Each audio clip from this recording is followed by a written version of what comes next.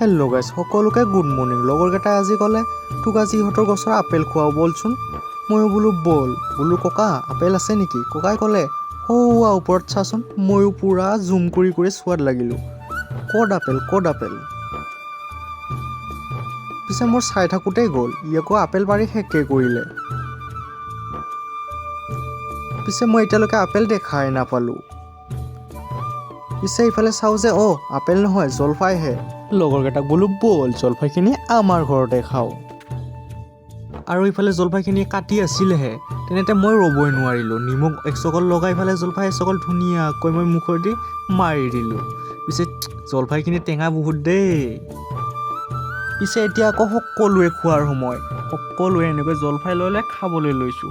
পিছে জলফাই কিন্তু টেঙা বহুত দেই আৰু ধুনীয়াও লাগিছে। তো আজিলৈ ইমানে। চাওকচোন আমি লাষ্টত পিঁয়াজ দি খাইছোঁ। তো ভিডিঅ'টো ভালে